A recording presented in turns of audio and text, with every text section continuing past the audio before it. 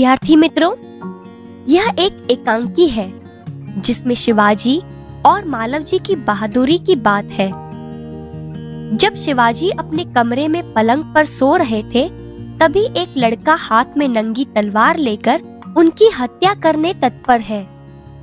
शिवाजी नींद में भयानक स्वप्न देखकर अचानक नींद से उठ जाते हैं। सामने खड़े बालक को देखते हैं और उससे पूछते हैं, तुम कौन हो वत्स? मेरा नाम मालव जी है।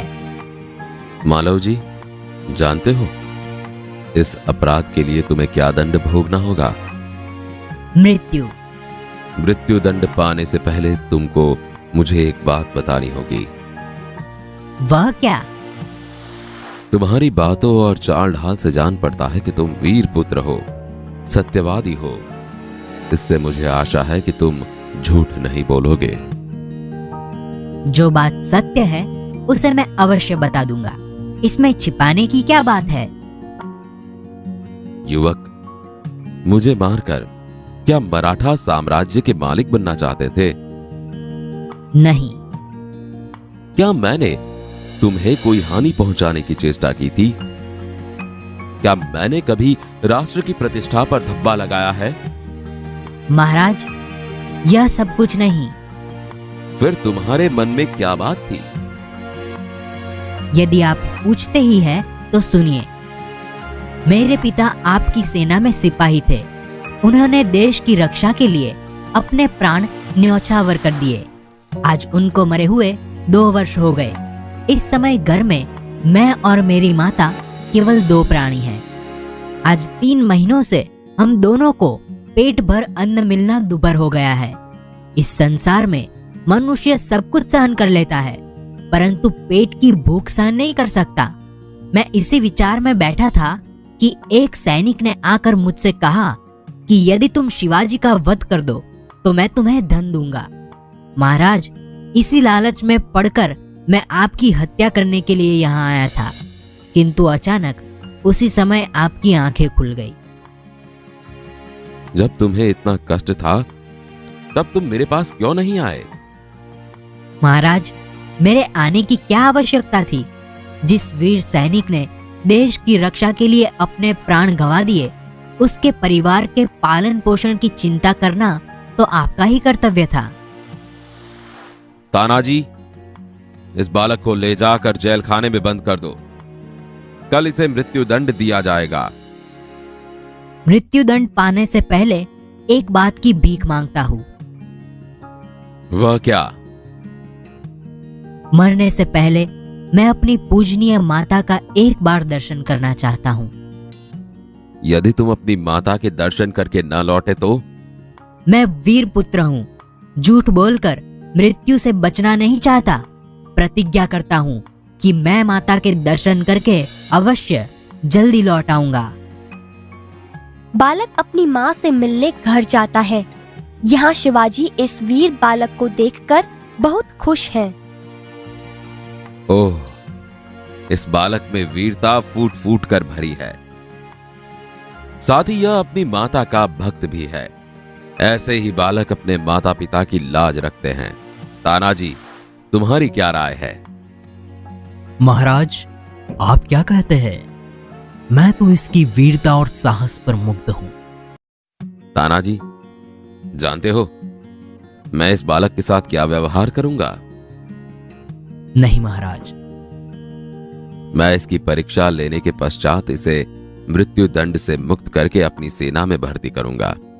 मेरा विश्वास है कि मातृभूमि की सेवा में यह बालक कोई कसर नहीं रखेगा।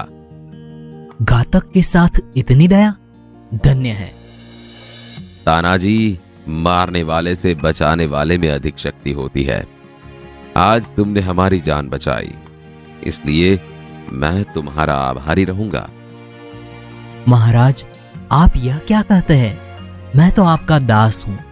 स्वामी की रक्षा करना दास का कर्तव्य है। इसमें आभारी होने की क्या बात है? तानाजी, तुम धन्य हो। तुम्हारे ही जैसे सेना नायकों पर भारत माता गर्व करती है। अच्छा, थोड़ी देर विश्राम करो। जो आज्ञा महाराज। तानाजी, न जाने क्यों मेरे हृदय में उस बालक के प्रति अगाध प्रेम उमड़ रहा है। जब से वह मेरे सामने से गया है तब से मैं उसी के बारे में सोच रहा हूं। महाराज, यह उसकी वीरता और साहस का फल है। तुम सच कहते हो। मैं उसकी वीरता पर मुग्ध हूं। इतनी छोटी अवस्था और इतना साहस। जिस शिवाजी के नाम से मुगल सेना कांपती है, उसके सामने एक बालक का इतना साहस। इसमें भी क्या कोई संदेह है? महाराज, एक बालक आपसे मिलना चाहता है। उसे बुला लाओ।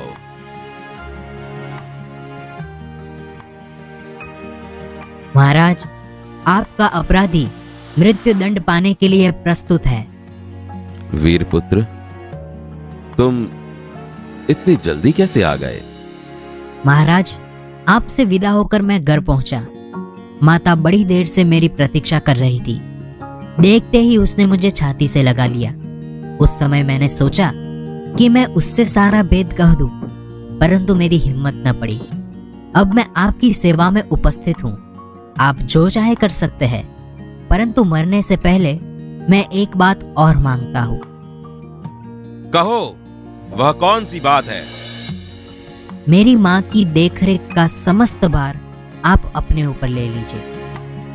वीरपुत्र, तुम सचमुच क्षत्रिय पुत्र हो। शिवाजी वीरों का आदर करता है, उनकी हत्या नहीं करता। अब तक मैं तुम्हारी परीक्षा ले रहा था। वत्स, तुम मेरी परीक्षा में सफल हुए। मैं तुम्हारा अपराध क्षमा करता हूं। आप धन्य हैं। वीरपुत्र, जिस प्रकार तुम अपनी माता के दुख से दुखी होकर व्याकुल हो रहे हो, उसी प्रकार मैं भी दुखी हूं। रात दिन मैं इसी चिंता में रहता हूं कि किस प्रकार भारत माता का दुख दूर करूं। महाराज, यह शरीर आपका है। आपने मुझे जीवन दान दिया है। मैं प्रतिज्ञा करता हूं कि जब तक इस शरीर में जान है, मैं कभी मातृभूमि की सेवा से पीछे न हटूंगा। वीरपुत्र, मैं तुमसे यही आशा करता हूं।